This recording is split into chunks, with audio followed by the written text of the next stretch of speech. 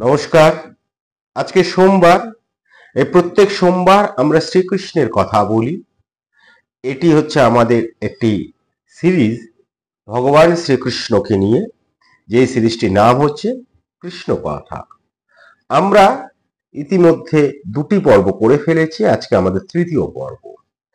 আমরা এখনো পর্যন্ত যে 2টি পর্ব করেছি এবং আগামীতে যে পর্বগুলি করব, প্রত্যেকটি নিয়েই একটি প্লে লিস্ট থাকবে। আমাদের এই প্লে লিস্টে গিয়ে আপনারা বিগত 2টি পর্ব শুনে নিতে পারেন। আশা করি ভালো লাগবে। আমাদের আজকের পর্বে যারা নতুন, আমরা অনুরোধ করব অবশ্যই আপনারা আমাদের এই চ্যানেলটি সাবস্ক্রাইব করে ফেলুন। তার কারণ আমরা প্রত্যেক দিন আমাদের এই মহান সনাতন হিন্দু ধর্মের কোনো না কোনো বিষয় নিয়ে কথা বলি। এই সব কিছুরই আপনি যেমন নোটিফিকেশন পেয়ে যাবেন, ঠিক তেমনই আমরা ভীষণভাবে উৎসাহিত হই। আর সেই উৎসাহকে পাথেয় করেই আজকে আমরা শুরু করছি কৃষ্ণ কথার 3য় পর্ব, শ্রীকৃষ্ণের বংশ পরিচয়। আমাদের এই যে সনাতন ধর্ম, এই সনাতন ধর্মের দিকে যদি আমরা দেখি, এই ধর্মের ইতিহাস যদি আমরা দেখি, তাহলে দেখব এমন অনেক চরিত্র রয়েছে যারা কেবলমাত্র একটি চরিত্র নয়, অর্থাৎ তারা কেবল একটি পুরুষ বা নারী নয়। তারা কারা? বরং তারা বা সেই সকল চরিত্ররা যুগ পরম্পরা ধারক এবং বাহক। এবার এই যারা যুগ পরম্পরা ধারক ও বাহক যে সকল চরিত্ররা, তাদের মধ্যে আবার ভগবান শ্রীকৃষ্ণ হচ্ছে সর্বাপেক্ষা বিস্ময়কর এবং রহস্যময় এক চরিত্র। তার জীবন যদি আমরা দেখি, তাহলে কি দেখব? তার জীবন একাধারে যেমন লীলাময় ছিল, তেমনই ছিল কৌশলী। ঠিক যেমন প্রেমিক ছিলেন, তেমনি পরম নীতিমান ছিলেন, দার্শনিক ছিলেন, আবার রাজনীতিকও ছিলেন, কূটকুশলী ছিলেন। তাই শ্রীকৃষ্ণ কেবল একজন ব্যক্তি নয়, তিনি কে? তিনি একটি ঐতিহাসিক বংশের উত্তরসূরি, একটি ধারক বাহক। আমরা এই যে আজকের আলোচনা করছি, এই আলোচনায় আমরা ভগবান শ্রীকৃষ্ণের সেই বংশের পরিক্রমা করব এবং সূত্র ধরে ধরে করব। গোত্রর কথা বলবো, ভগবান শ্রীকৃষ্ণের প্রবরের কথা বলবো এবং আধ্যাত্মিক তাৎপর্য বুঝে নেব। আপনারা শেষ পর্যন্ত থাকুন, আশা করি ভালো লাগবে। আর ভালো লাগলে একটি লাইক আমরা প্রত্যাশা করি, একটু শেয়ার করবেন এবং অবশ্যই একটি মন্তব্য আমরা চাই ভগবান শ্রীকৃষ্ণকে প্রণাম জানিয়ে। আমাদের এই যে বিশ্ব ব্রহ্মাণ্ড, এর একেবারে সৃষ্টির সূচনায় ব্রহ্মা তার মন থেকে মানস পুত্রদের সৃষ্টি করেছিলেন। কেন করেছিলেন? যাতে তার সৃষ্টি এগিয়ে যেতে পারে। এবং তখনই এই যে শ্রীকৃষ্ণের বংশের বীজ রোপণ করা হয়েছিল। ব্রহ্মার এই মানস পুত্রদের মধ্যে ছিলেন মরীচি, এবং এই মরীচির পুত্র হলেন কশ্যপ ঋষি। আবার অনেকে বলেন যে স্বয়ং ব্রহ্মার থেকেই কশ্যপ তা সরাসরি সৃষ্টি হয়েছে। তা কশ্যপের সৃষ্টিতে আমরা এখন আর যাচ্ছি না, আমরা দেখছি কশ্যপের পরবর্তী কি ঘটছে। এই কশ্যপের তিনি দক্ষ 13টি কন্যাকে বিয়ে করেছিলেন। এই 13টি কন্যাদের মধ্যে থেকেই এই যত সৃষ্টি, যত জীবকুল সৃষ্টি হয়েছে 13টি কন্যার মধ্যে দিয়েই। তাই কশ্যপকে আমরা এই বিশ্বের আদি পিতা বলি। তাই এই কশ্যপই হচ্ছে পরবর্তী সৃষ্টির মূল ধারাগুলি সৃষ্টি করেন। এবং তার যে স্ত্রী, সেই স্ত্রীদের মধ্যে অদিতি থেকে সৃষ্টি হয়েছিল দেবগণ, দ্বিতীয় থেকে সৃষ্টি হয়েছিল দানবগণ, কদ্রু থেকে সৃষ্টি হয়েছিল নাগগণ, এবং মনু ও ইলার মাধ্যমে তৈরি হয়েছিল আমাদের এই মানব জাতি। এভাবেই কশ্যপ ঋষি কি হয়ে উঠলেন? মানব জাতির তথা বিভিন্ন দেবতাদের আদি পিতামহ। এবার এই যে কশ্যপ, এই কশ্যপ থেকেই বহু প্রজন্ম পর জন্ম নেন রাজা যযাতি। এই যযাতি কি চেয়েছিলেন? যযাতি চেয়েছিলেন তার যেন যৌবন অক্ষুণ্ণ হয়, এবং সেটা যখন তিনি বার্ধক্যে, যখন তাকে জরা গ্রাস করেছিল, তখন তিনি এইটি চেয়েছিলেন। ফলে তিনি তার পুত্রদের বলেন যে আমার এই যে জরা, এটা কি তুমি গ্রহণ করবে? যে গ্রহণ করবে তাকেই আমি রাজা করব। তা প্রথমেই তিনি তার জ্যেষ্ঠ পুত্রর কাছে গেলেন। তার জ্যেষ্ঠ পুত্র কি করলেন? জ্যেষ্ঠ পুত্র বললেন, না, আমি এই নেব না আর কি, এই জরা। এবং এখানে উল্লেখ করে রাখি, যযাতি ছিলেন এই নাহুসের পুত্র এবং তিনি ছিলেন চন্দ্রবংশীয়। তা তিনি ছিলেন পঞ্চম পুত্রের পিতা, যদু, পুরু, তুর্যু, দ্রোর্চু এবং অনু। এই রাজা যযাতি যুব অবস্থায় ফিরে যাওয়ার জন্য তিনি প্রথমেই যদুর কাছে যান এবং যদুকে বলেন যে তুমি আমার এই জরাটি গ্রহণ করো। কিন্তু যদু রাজি হননি। ফলে কি হয়? ফলে যযাতি তাকে অভিশাপ দিলেন এবং দিয়ে তাকে রাজ্যচ্যুত করলেন এবং পুরুকে তার বংশে রাজ্যের উত্তরাধিকার দেন। কিন্তু এই যে যদু, এই যদু বংশীয়রা একদিকে রাজ্যচ্যুত হলেও তাদের বংশধারা ছিল অধিক গৌরবময় এবং প্রাচীন এবং শক্তিশালী।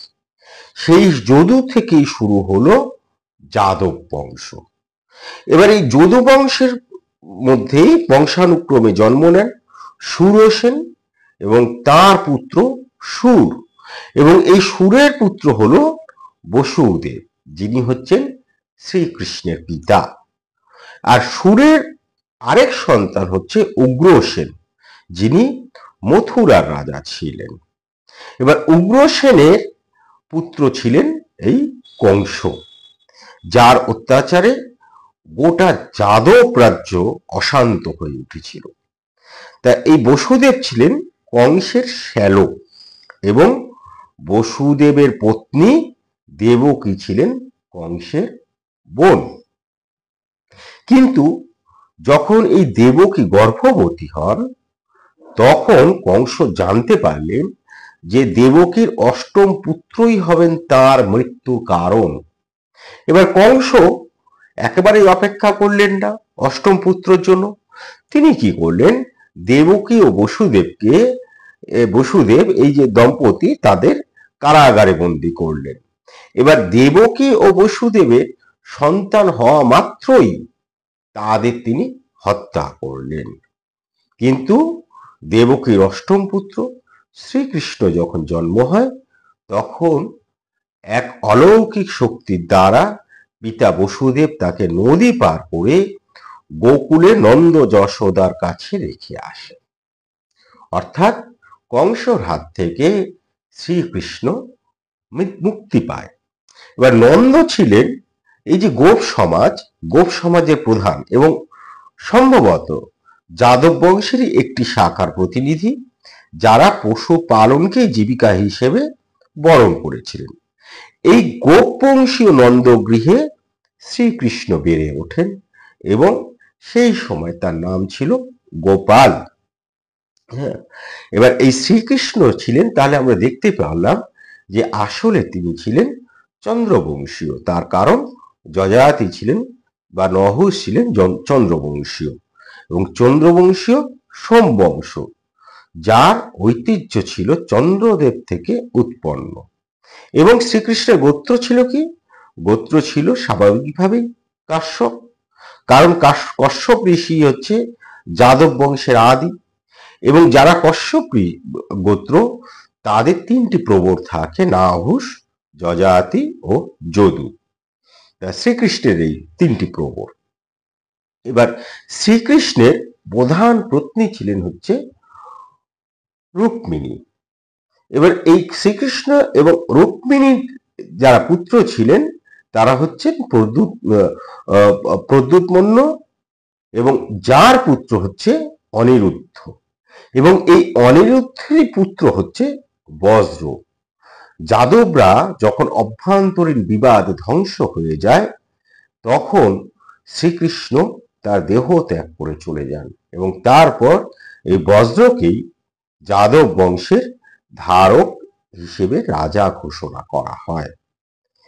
এই শ্রীকৃষ্ণের চরিত্র যদি আমরা দেখি তাহলে দেখব তিনি একাধারে রাজা ছিলেন, আবার সন্ন্যাসীও ছিলেন, রাজনীতি বিশেষজ্ঞ ছিলেন এবং তাকে ধর্মের প্রধান, সনাতন ধর্মের প্রধানও ছিলেন। তার যাদব বংশের মহত্ব ছিল তাহলে কি? সেটি শ্রীকৃষ্ণের মধ্যে দিয়ে প্রকাশ পায়। ধর্ম রক্ষা, জ্ঞান চর্চা ও শৌর্যের যে প্রকাশ, এটিই ছিল যাদব বংশের মহত্ব। এবং শ্রীকৃষ্ণের জীবনব্যাপী কার্যাবলী কি করেছে? এই যাদব বংশকে, যাদব বংশের মাহাত্ম্যটা প্রচার করেছে। তাই শ্রীকৃষ্ণের বংশ কোনো সাধারণ মানবিক বংশ নয়, এটি আসলে ঈশ্বরীয় পরিকল্পনার এক বাস্তব রূপ। এই বংশের মাধ্যমে আমরা দেখতে পাই একধারে ধর্ম সংস্থাপন হয়েছে, আবার এক মায়ারূপে নিয়তির খেলাও সম্পন্ন হয়েছে। সে মায়ারূপে নিয়তির খেলাটা কি? নিজেদের মধ্যে যুদ্ধ করে নিজেদের বংশকে শেষ করা। কেন এই নিজেদের মধ্যে যুদ্ধ হয়েছিল? কারণ তাদের মধ্যে অহংবোধ, অহংকার অর্থাৎ আমিত্ব বড় হয়ে উঠেছিল। তাই যাদবকুল ধ্বংস হয়ে গিয়েছিল। এবং শ্রীকৃষ্ণের এই যে বংশ পরিচয়, এটি আসলে কেবল একটি ঐতিহাসিক তথ্য নয়।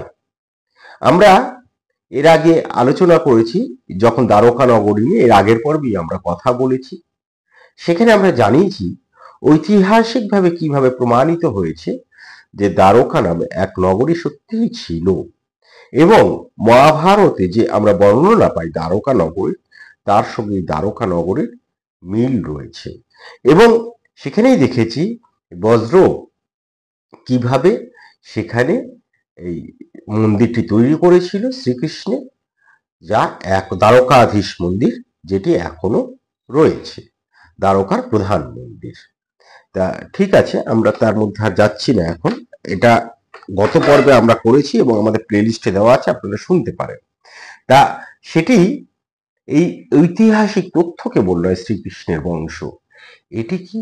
এটি আসলে যারা আমরা সনাতন, তাদের ঐতিহ্য, আত্মপরিচয় এবং শাশ্বত ধারার প্রতীক।